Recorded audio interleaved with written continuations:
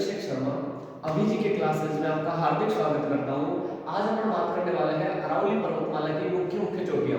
अपन शुरुआत करते हैं उससे पहले अगर आपने हमारे चैनल को सब्सक्राइब नहीं किया तो प्लीज सब्सक्राइब करें और बेल आइकन ऑन करना ना भूलें। तो आइए फ्रेंड्स अपन स्टार्ट करते हैं अरावली की चोटियां। और अरावली पर्वतमाला की जो चोटियां हैं इसको अपन तीन भागों में बांटकर पढ़ेंगे। सर्वप्रथम अपन बात करेंगे उत्तरी पूर्वी अरावली की चोटियों की, दूसरे नंबर पर अपन बात करेंगे मध्यवर्ती अरावली की चोटियों की और तीसरे नंबर पर अपन बात करने वाले हैं दक्षिण पश्चिमी अरावली की मुख्य मुख्य चोटियां। अपन बात करते हैं उत्तरी पूर्वी अरावली की चोटियों की। अगर उत्तरी पूर्वी अरावली की चोटियों की जब अपन बात करते हैं तो इसमें एक चोटी आती है मुख्य रूप से रघुनाथगढ़, और रघुनाथगढ़ पड़ती है अपने सिक्कर में। रघुनाथगढ़ की चोटी पड़ती है सिक्कर में। अगर इसकी ऊंचाई की बात करते हैं तो इसकी ऊंचाई है 1055 मीटर। इसकी ऊंचाई पड़ती है 1055 और ये सिक्कर में आती है। और दूसरे नंबर पे अगर अपन चोटी की बात करते हैं तो एक चोटी यहां पर आती है खो, और ये पड़ती है अपने जयपुर में। और इसकी ऊंचाई की अगर बात करते हैं तो इसकी ऊंचाई है 920 मीटर। इसकी ऊंचाई है 920 मीटर। तीसरे नंबर पे अगर अपन चोटी की बात करते हैं तो एक चोटी आती है यहां पर बहराच, और बहराच पड़ती है अपने अलवर में। अगर इसकी ऊंचाई की बात करते हैं तो इसकी ऊंचाई है 792 मीटर। बहराच पड़ती है अपने अलवर में और इसकी ऊंचाई है 792 मीटर। एक चोटी अपने आती है उसका नाम है बबाई झुंझुनू। एक चोटी आती है उसका नाम है बबाई, और ये पड़ती है अपने कहां पर झुंझुनू में। ये पड़ती है झुंझुनू में। अगर इसकी ऊंचाई की बात करते हैं तो इसकी ऊंचाई है 780 मीटर। एक चोटी और आती है यहां पर और वो है बरवाड़ा, और बरवाड़ा कहां पड़ता है अपना सवाई माधोपुर में। बरवाड़ा पड़ता है सवाई माधोपुर में। अगर इसकी ऊंचाई की बात करते हैं तो इसकी ऊंचाई है 786 मीटर। ऊंचाई आती है मीटर में। फिर एक चोटी और आती है फ्रेंड्स यहां पर, और जो चोटी आती है उसका नाम है, एक चोटी आती है बिलाली, और बिलाली पड़ती है अपने यहां पर आता है अपने अलवर, और बिलाली पड़ती है अपने झुंझुनू में।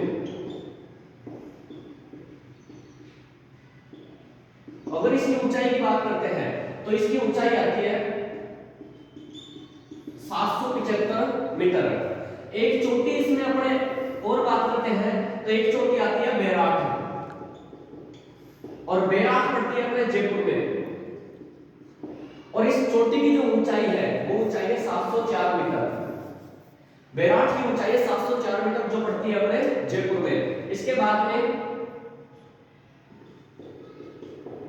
एक चोटी और आती है अपने, और वो है सिरावास, और सिरावास की जो चोटी है वो पड़ती है अपने अलवर में। और सिरावास की जो चोटी है अगर इसकी ऊंचाई की बात करते हैं तो सिरावास की चोटी की ऊंचाई है 651 मीटर। 651 मीटर। फिर अपने एक चोटी आती है और ये चोटी आती है अपने जयगढ़। जयगढ़ पड़ती है अपने जयपुर में, और इसकी ऊंचाई है 648 मीटर। एक चोटी आती है अपने भानगढ़, ये पड़ती है अपने अलवर में। अगर इसकी ऊंचाई की बात करते हैं तो इसकी ऊंचाई है 649 मीटर। फिर अपने एक चोटी की और बात करते हैं, एक चोटी की और बात करते हैं तो भानगढ़ के बाद में एक आती है अपने नाहरगढ़, और नाहरगढ़ पड़ती है जयपुर में। और नाहरगढ़ की अगर ऊंचाई की बात करते हैं तो आती है 599 मीटर। ये हो गई अपनी उत्तरी पूर्वी अरावली की मुख्य मुख्य चोटियां। इसके बाद में हम बात करते हैं